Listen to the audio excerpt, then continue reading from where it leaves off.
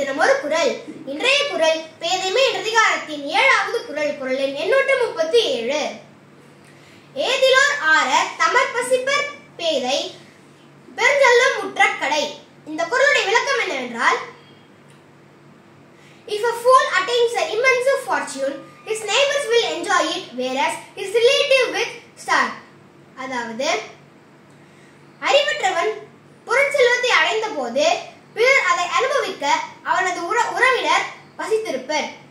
இந்த குறளுடைய இந்தி விளக்கம் என்னவென்றால், जब एक मूर्ख अतोक संपत्ति मिल जाती है, उसका पड़ोसी उसे आनंद उठाएंगे और उसका रिश्तेदार भूखे से मर जाएंगे. இதைத்தான் வள்ளுவர் கூறியுள்ளார். ஏதிலோர் ஆர தமர் பசிப்பர் பேதை பெருஞ்செல்வம் முற்ற கடை. நன்றி. மீண்டும் நாளை சந்திப்போம்.